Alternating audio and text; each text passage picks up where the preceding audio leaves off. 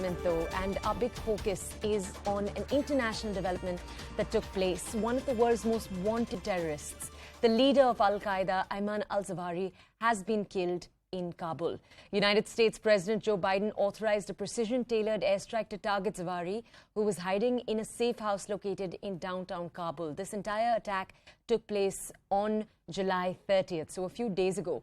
2 Hellfire missiles were used in the operation that killed by bin Laden's successor. Remember, Zawahiri took over the Al-Qaeda after bin Laden died in 2011. Zawahiri was a key architect behind multiple attacks in the United States.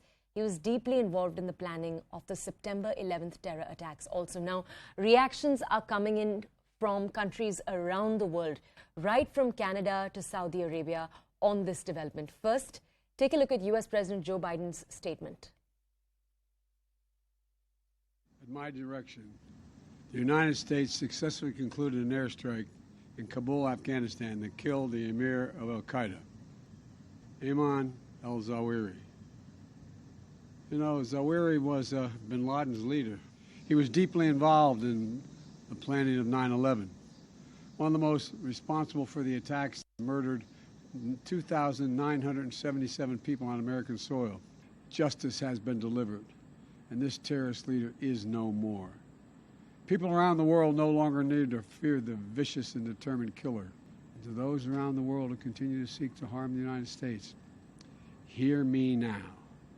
We will always remain vigilant, and we will act, and we will always do what is necessary to ensure the safety and security of Americans at home and around the globe.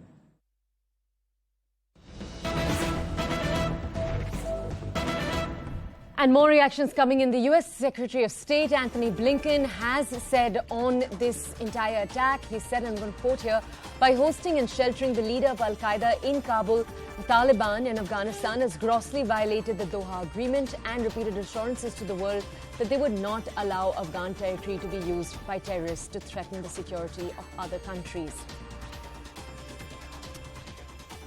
All right, my colleague Abhishek Jha with us to bring us more on this story. Abhishek, good morning. We're starting with you on the story. For our audiences, could you explain what the Doha Agreement itself is? Also, Afghanistan, the government has made a similar statement. They've also said that the United States stood in violation of the Doha Agreement by making this attack in the first place. Could you explain to our audiences? Could you give us more context? So, the Doha Agreement was done in order to make a very workable arrangement between the Taliban and the erstwhile ruling dispensation that was sort of democratically elected government of Taliban under Abdullah and also USA and other NATO members. Many countries were part of that agreement, or at least they were present there also. It happened in Doha. In Qatar, who was also one of the facilitating country to mediate between all these parties for a long-lasting peace in Afghanistan. The gist of the deal was that Taliban will not allow or will not abate, aid and harbor any terrorist activities or organization in Kabul or in Afghanistan. That was the basic deal, and in return, America has also assured that they will not interfere in the internal activities of Afghanistan, and there will be no activities sort of that has happened without keeping in loop the government or the dispensation in Afghanistan. But now it looks like both sides have sort of compromised this situation. First, it was from the Taliban dispensation only that Ayman al-Zawahiri, who is #1 in Al-Qaeda, how come he happened to live in Kabul, that is heart of the city, in Sherpur area under the nose of Taliban government. So this is something that Taliban has clearly violated, talking about if we talk about the Doha Agreement. Also, if it has happened, then USA has had all the right to eliminate its target #1, probably Ayman al-Zawahiri, who has a $25 million of bounty on his head because of his terrorist activities in past also, and attacks against American nations and American interests in past.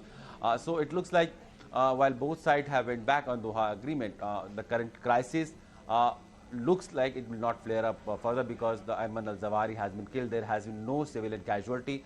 Taliban, though, has come up with a statement that they are not liking something that USA has done to invade without telling or without keeping Taliban government in confidence, and acting upon their own intelligence and doing this missile attack on some civilian area. So they have expressed their displeasure about it. But the USA should be happy that they have been able to eliminate Ayman al-Zawahiri without causing any casualty or any civilian damage.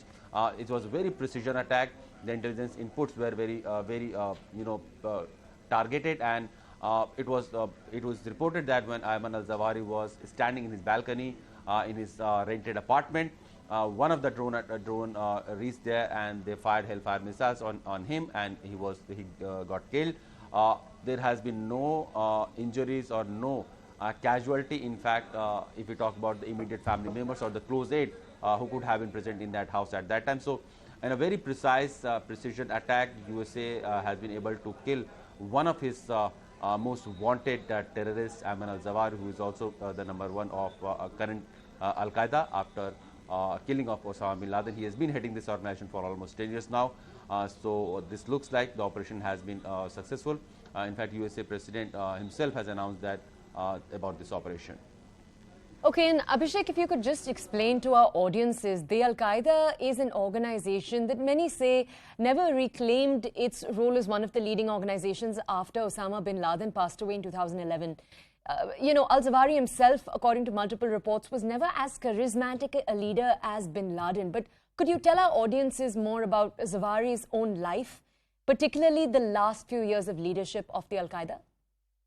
Zawahiri happened to be son of a very, Islamist imam. He grew up in Cairo, and he was part of also Islamic radicalism in Egypt, Cairo, and he was also blamed for being part of an assassination attempt of erstwhile Egyptian President al-Sadat. So he was taken into custody, and he was also sentenced for 3 years in custody. But later on, he migrated from Egypt to other parts of the world where he could find his own, the kind of thinking that he had, Islamic radicalism. So most of the time he spent around Afghanistan-Pakistan border. He also traveled to other parts of the country. In fact, he has also traveled to USA in 90s. He traveled to various Gulf countries. And during this period of 20 years, 90s, he started building a network, and he got connected with people like Osama bin Laden and other senior leadership of Al-Qaeda. He was more like an ideologue of the organization, and ever since Osama bin Laden was killed, he has been looking after all the activities and structural policies of the organization. In fact, in the last 10 years, 11 years, in fact, when in 2011 Osama bin Laden was killed, the organization Al-Qaeda has not been keeping that kind of clout in the region that it has its presence. In fact, other terrorist organization or the radical organization have emerged, including ISIS, KP. We have also seen re-emergence of Taliban as a ruling dispensation in Afghanistan. There has been also influence and increasing reach of Haqqani network, which is operating from the bordering area of Afghanistan, Pakistan.